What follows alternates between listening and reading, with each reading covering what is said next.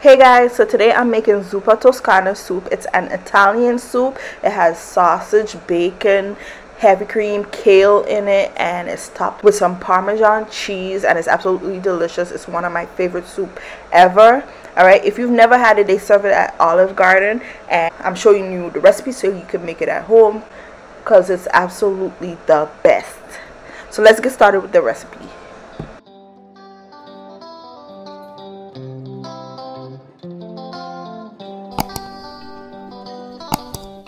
Okay you guys, so I'm starting by chopping up the veggies I'm gonna be using in the soup. So to make the soup you need kale and you need potatoes. So the kale, I already washed it, and now I'm just gonna, you can leave the stem if you want, just cut off the ends, or you could keep the stem. It's totally up to you. But if you're gonna remove the stem, just cut along the stem and remove it, okay? And then roll it up and just slice up the kale, and then put that on a plate. And next I'm gonna slice up my potatoes. So I'm using red potatoes, and for the potatoes you just want to cut it into smaller pieces. So you could cut it into cubes, or you could slice it and cut it that way, okay? It's totally up to you, as long as it's in smaller pieces so it doesn't take long to cook. All right, and try to cut them into the same size. So I'm gonna finish cutting up all of my potatoes, and next I'm gonna slice up some bacon. So I have a few strips of bacon, and what you want to do is just cut them into smaller pieces. So kind of like you're making bacon bits, but not too small. All right, in bite-sized pieces. Just chop up the bacon, and then I'll show you the sausages I'm using.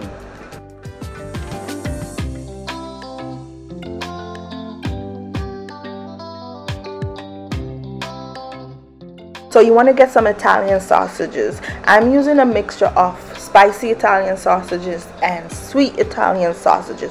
If you don't like spicy sausage, then of course just use the sweet one, okay? But I feel like the spicy and the sweet adds a good taste to the soup. So you're gonna get your pot that you're gonna make the soup in, and you're gonna add just a little bit of oil, not too much at all, just a drop. All right, and then I'm gonna take my sausages and add it in the pot, but I'm squeezing it out of that tube thingy that it comes in, and we're gonna discard the tube and add the sausages in the pot. After you add all of the sausages, you're gonna use the pot spoon to break up the sausage as it cooks. So as fast as it's cooking, you're gonna break it up a little bit more, okay? As it cooks, it'll get easier to kind of break up in the pot. So I minced a few cloves of garlic and diced up some onions. I didn't have regular yellow or white onions, so I'm using red. But of course, if you have yellow onions, use that instead. And you want to add that in with the sausages. So I diced the whole onion. I added half now, and I'm going to add the half later on. Okay, so mix the garlic and the onion in with the sausage. And then I'm going to add in the bacon that we chopped up previously, and mix that in with the sausage and the onions. And basically I'm gonna leave this, let it cook for about 10 to 15 minutes until the sausage and the bacon is nicely browned. All right, so you want it to look like this.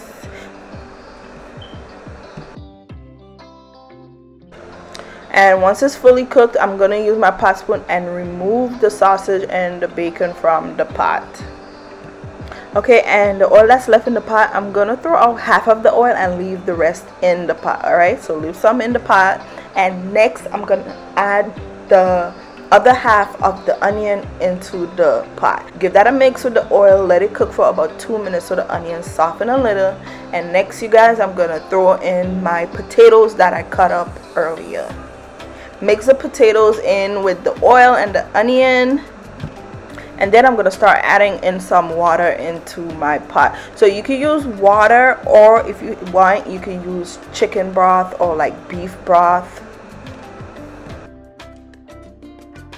It's totally up to you, but make sure you add enough so that you have soup in the ending for your soup, okay? So, or you can use a mixture of like beef broth and water to make up for the soup. All right, so yeah, add in the liquid, and then I'm gonna season the soup a little bit. I'm using this right here. It's a chicken bouillon powder. All right, and I'm also gonna add in some oregano into my pot, and then basically I'm gonna stir that, give it a mix, cover the pot, let it come to a boil. And once it comes to a boil, I'm also gonna add in some black pepper and just a little bit of salt. Make sure your soup is tasting right. Okay, then I'm gonna leave it, let it cook for about 15 minutes until my potatoes is tender and soft. Okay, you want the potatoes to be fully cooked. It shouldn't take that long because we cut the potatoes into smaller pieces. All right.